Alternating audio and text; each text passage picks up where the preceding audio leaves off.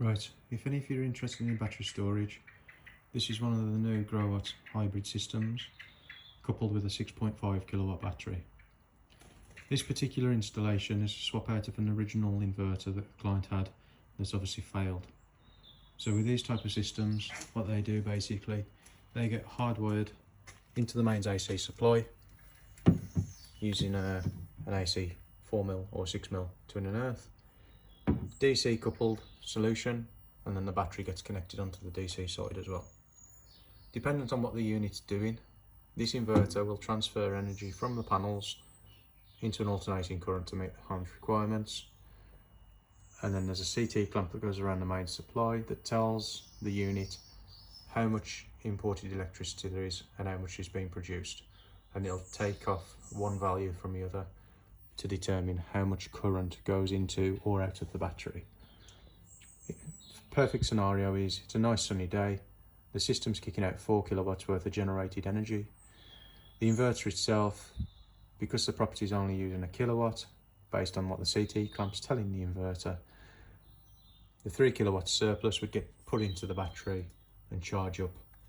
And then come an evening, when the system, obviously performance drops because of lack of sunlight, the ohms load increases when you're getting back home from work, the battery would then intervene and meet the home's requirements, starting to discharge from the battery. This battery is a 6.1 kilowatt usable energy and 6.5 kilowatts storable energy. So with all these installations as well, they have a remote monitoring interface whereby it'll monitor the PV's production, load consumption, imported from grid, and battery charge percentage, so what's going into or out of the battery itself. With these type of systems as well, they are fully controllable.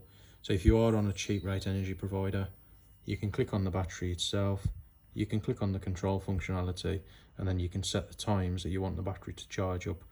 So for instance, if you're on Octopus Energy and you get cheap rate electric between the hours of 12 and 4:30, what this will do, it'll allow you to charge the battery up on cheap rate electric and discharge at peak times. So it's just a little added benefit really to enhance the payback period. So with the systems themselves, it gives you all the information, so battery voltage, battery charge percentage, firmware, serial numbers of the unit itself, time and date, and it also gives you a display for the power management. The power management should be set to 0 or within 40 watts tolerance plus or minus. The reason for that is that power management means that the property is running at the moment at net zero because the PV and the battery combined are meeting the property's loads requirements. Based on the CT clamp, it's a plus or minus 40 watts tolerance. So if you have a massive inrush of current, you're drawing 10 kilowatts, the PV is creating 4 kilowatts worth of energy. The difference will be tried to be pulled from the battery up to a 3 kilowatt difference. So at any one point, this inverter could transfer 7 kilowatts to meet the home's requirements, and the remainder 3 kilowatt difference would be pulled in from the grid.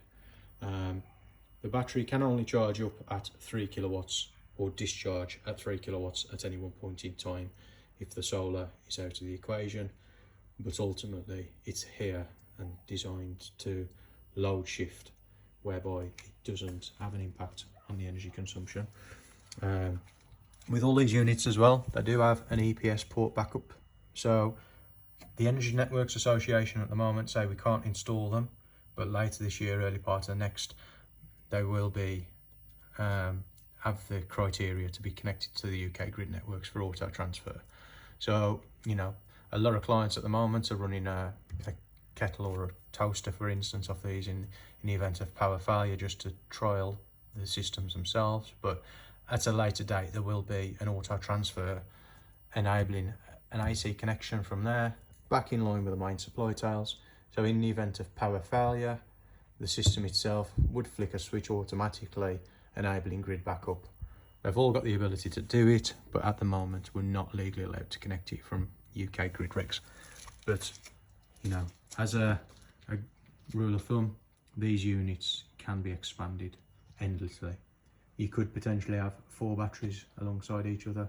You could have 2 inverters with 4 batteries, 2 batteries on each inverter, and that would connect, giving a greater discharge rate should the property require.